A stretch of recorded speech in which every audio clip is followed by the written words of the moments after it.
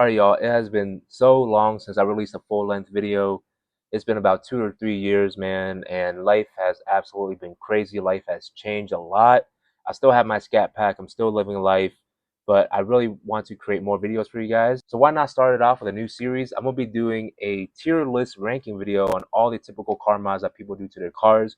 And why not start off with a Dodge Charger? Because I have a Dodge Charger and I'm going to be doing videos in the future like typical mods for BMW M3, Mustang, etc. I'm going to be ranking them from Ricer to absolute class. And y'all let me know what other ranking videos that y'all want me to do on vehicles, on cars, and I'll be happy to do it. So let's go ahead and get started. All right, so before we get into the video and the ranking, let's go ahead and go over the tiers and explain them to you. It's kind of self-explanatory. The last ranking, which is D, it is Ricer. These are the mods that I would never do in my lifetime, and y'all should not do either. Next one, the C tier are kind of lame. It's a mod that 9 times out of 10 is lame. I would never do these. Next one is B tier. It's I tier. It's a mod that half of the time is cool, but most of the other times I really wouldn't do. Probably won't age as gracefully as we think it would be. Next tier is A tier, or dope. Is basically a mod that is really great. The reason why it's not S tier absolute class is the mod would not fit or be applicable for all tiers or all trims of the Dodge Charger. For the Dodge Charger, you got your XS tier GTs, that's the V6s. You got your RTs, which is the 5.7 liter V8 or the baby V8. You got the Scat Pack, which is a 6.4 liter V8, and it's the version or the trim that I have, which I absolutely love. And of course, you got the big boy, the 6.2 liter supercharged, the Hellcat, which starts from 707 horsepower and goes all the way to like 807 or something with a jailbreak.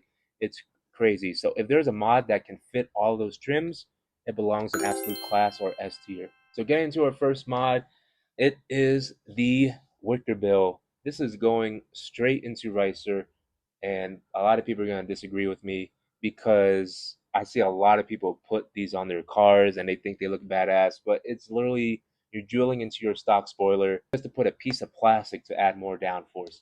And one, it looks ugly.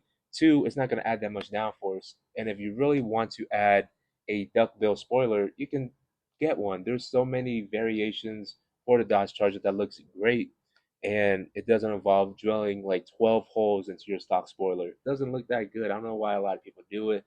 I'm gonna put in a Ricer. Y'all shouldn't do it. It might be a hot take. People might flame me for it, but I'm gonna put in a Ricer. Next mod is the mid muffler delete. A lot of people do these to their cars. A lot of people do this as their first mod to their cars, and it's a very cheap and easy mod. The Dodge Charger has 4 mufflers. They got 2 in the middle and 2 towards the rear, and people call them rear resonators.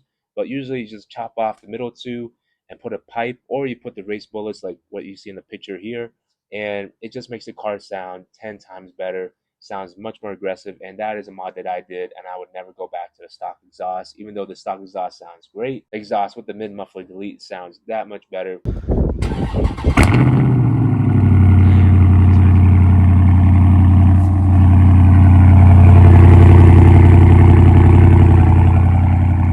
And the way that I'm talking about it, it sounds like I should put in absolute class, but you shouldn't do the mid muffler delete on the V6 because it just sounds terrible.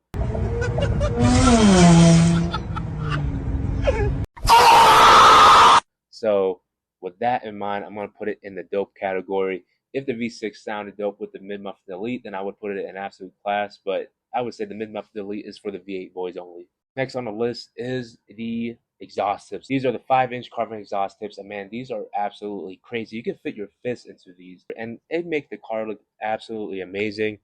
And I would say these belong in absolute class just because you can fit them on all trims of your car. It just makes the whole rear end a complete package. It just looks great. So next is the Hellcat logo on the side of the car, the big ass decal on the side of the car.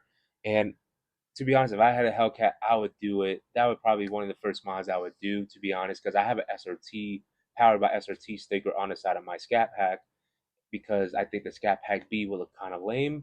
But if I had a Hellcat, I would definitely do that big decal on it. Is it absolute class or dope? I would say no, just because sometimes I would see this logo on non-Hellcats. I would see it on V6s. I would see it on Scat Packs.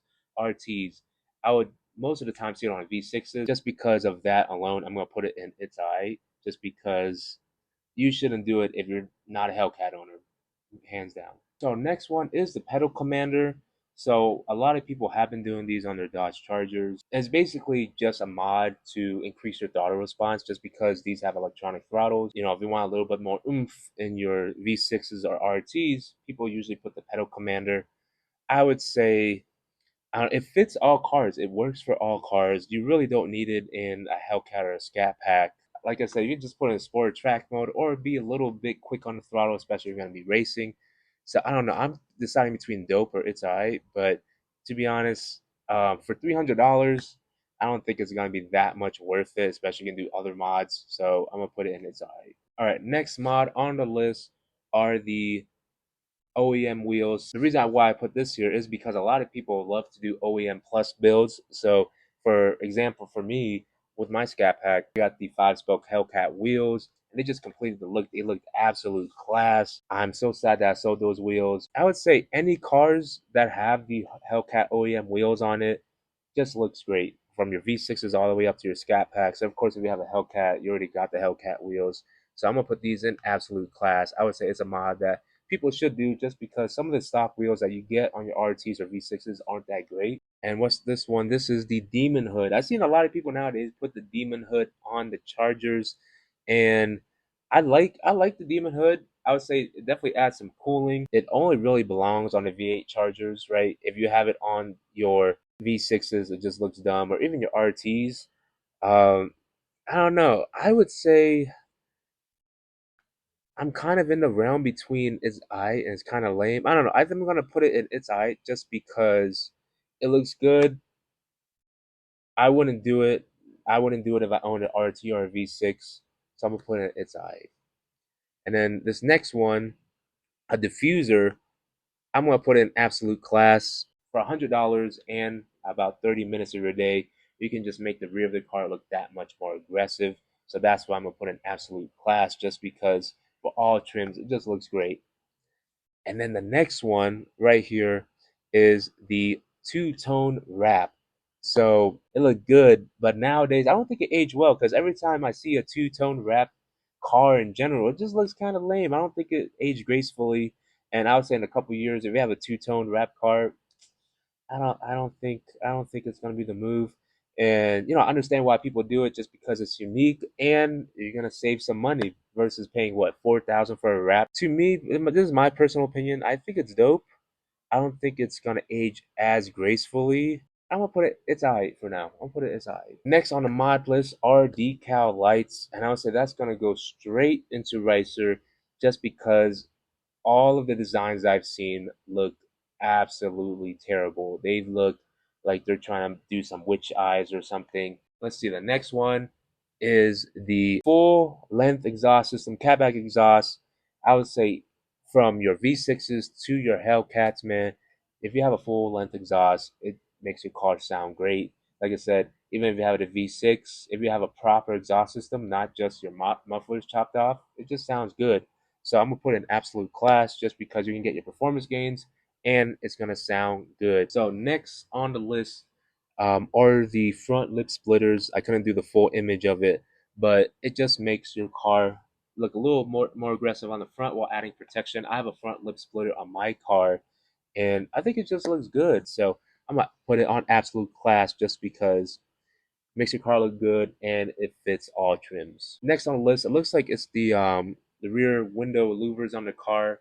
And every time I see this on the Dodge Charger, I just shake my head just because it's not, these cars don't need the rear louvers, right? The only cars that really needed the rear louvers were the fastbacks back in the 60s and 70s. Chargers really don't need it. You're blocking your rear visibility. They look stupid. So I'm going to put it in absolute ricer just because I've never seen a rear louver looks good. Next on the list are the red key fobs. So, and when I talk about red key fobs, I'm talking about for people that don't have Hellcats, right? So, if you do have a Hellcat, you get a red key fob that unlocks the full 700 plus horsepower. I've seen mods where people with, especially with Scat Packs, they change out the shell of their black key and put a red shell on it to make it look like a Hellcat, which I'm just like, that's kind of a waste of money and time just to change the look of your key fob. I don't know why people just want to do a red key fob swap. I'm just gonna put in a ricer. The next mod are the RGB headlights. One, I think they look cool, especially if set up right. And two, I usually see them done cheaply. I usually see them done with the individual LEDs, and it's a cheap kit that you can get, and it just looks not that great. The other one is a more expensive kit, which is actually the full length LED as a whole headlight replacement. Would I do it in my car personally? Not. I would say the only light style that I would do are amber, which I think the amber looks pretty good. I'm not sure if I would do another color. I don't think it's ricer because I think it adds to the build. Of course, you can fit it on all trims, right? But I don't know. I'm gonna put it in kind of lame. I just don't think it really sets the look off. Then we're gonna go next to the stars in the ceiling, the Rolls Royce lights. I've seen them done really well. I've seen them done really poorly, and especially if you have a sunroof, then it looks weird because you have a just a missing rectangle with no lights. But I don't know, it just really doesn't look that great compared to the OG Rolls Royce, which of course that's like a $12,000 option. Versus if you want to do this yourself, it's like a few $100, right? But I don't think it's a game changer, right? So I'm just gonna put it in.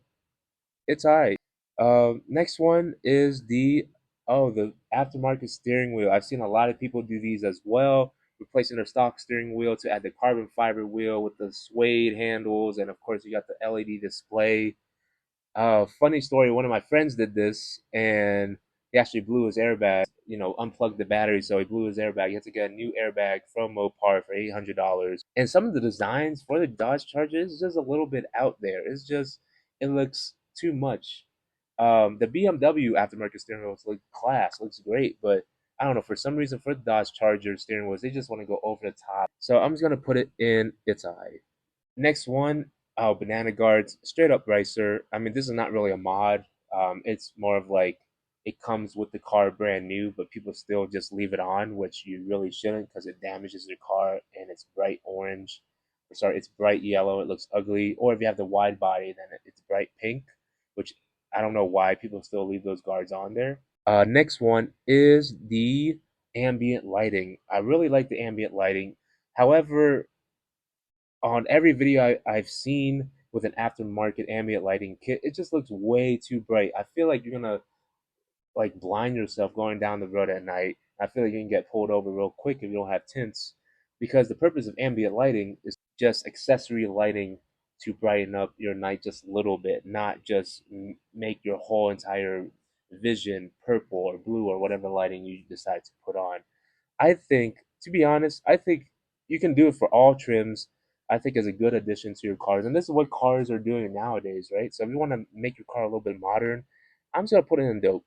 I think it's between its eye and dope, but I'm just gonna be a little bit generous. I'm gonna put it in dope. Then your next one is your footwell lighting. I put this in my car for a cheap, quick, and easy mod. Get the USB-C rechargeable ones. They all connect to a remote, and it's quick and easy just to, remove it if you don't want. As far as the mod itself, I think it definitely adds to the ambiance of the interior as well. And it's quick and easy, and it fits all cars, all trims. So I would say it's between I and dope, but I'll be generous. I'm gonna put it in dope. Next one is Underglow. I think I might be partial to lighting, other than RGB lightings right here, but Underglow made a comeback. I think it's really cool. But I don't know. I really love my Underglow, but again, it's only good if you have a Hellcat or a Scat Pack. If you have the stock RT or stock V6, it just looks like a ricer, right? So I would say if you have a V6 or RT, you got a little bit of mods done to it. I would say the Underglow definitely sets it off, especially if you have it lowered, then it looks good. Just because of that, just because there's some caveats of making it look good and not too ricey, I'm just gonna put it in its eye. Then you got your next one. You got the long tube headers. This is a V8 mandatory V8 mod that you gotta do just because it just makes your car sound great. The only reason I haven't done it is because I feel like my neighbors are gonna kill me if I have long tube headers. It should be an absolute class if this was just the V8s only tier list, but I'm gonna put it in dope. Y'all, let me know what y'all think about the rankings I did here. I feel like I was pretty decent. I feel like I would line up with a decent amount of people. I think I was a little bit generous with where I ranked some of the lighting mods, but let me know what y'all think in the comments below. And next video, I'm probably gonna do some ranking mods for like a BMW M3 or a Mustang or something, the typical mods for those cars. And let me know if y'all have any other ideas I should do rankings for in the comments below, y'all. Thank you for watching. More videos coming soon. We out.